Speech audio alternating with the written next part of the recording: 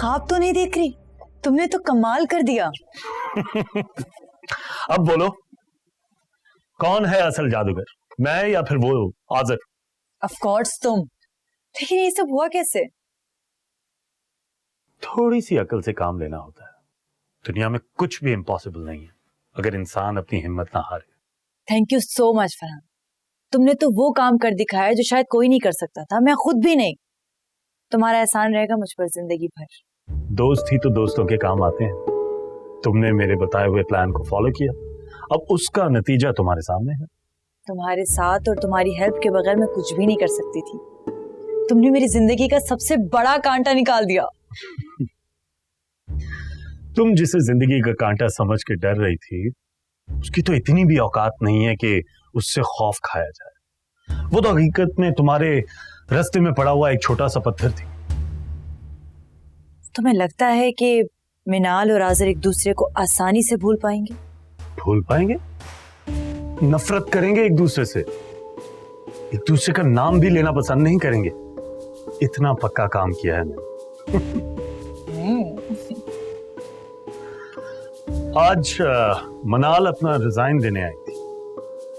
What? तुम मुझे एक और खुशखबरी दे रहे हो? हाँ, लेकिन मैंने उसका रिजाइन एक्सेप्ट नहीं किया। क्यों? तुमने रोका क्यों उसे? जाने क्यों नहीं दिया? मैं तुम्हें यही कहने वाली थी कि तुम उसे इस नौकरी से निकाल दो।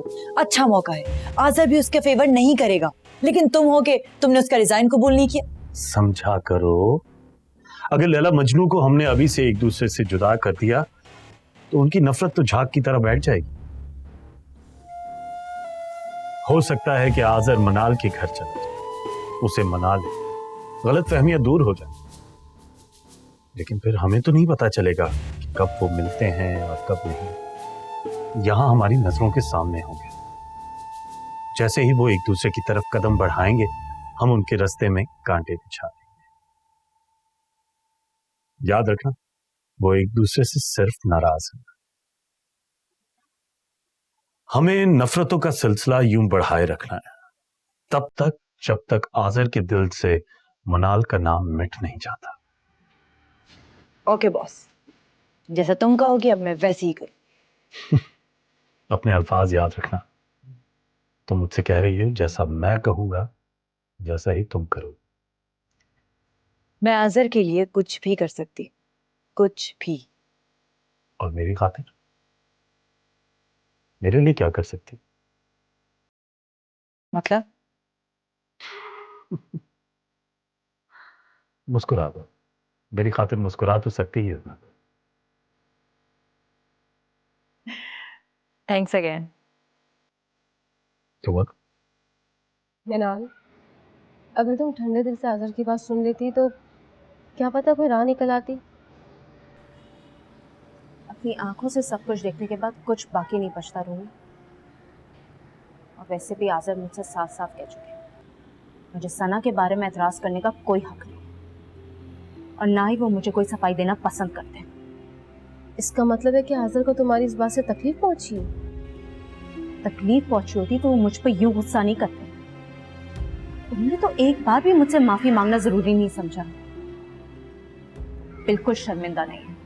रूमी, रूमी बेटा जल्दी से आ जाओ, नैयर आप और सरमद आ गए।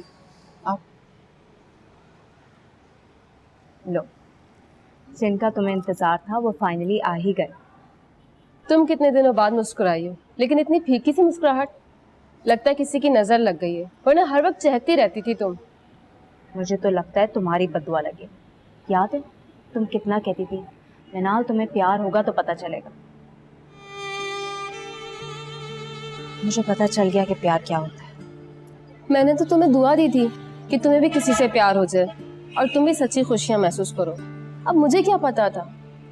मिनाल देखो, मेरी एक ही बहन है और तुमने मेरी शादी में बहुत डांस करना है, खूब एंजॉय करना है। अगर ऐसी रोती हुई शक्ल बना के बैठी ना तो मुझसे बुरा कोई नहीं होगा, समझी?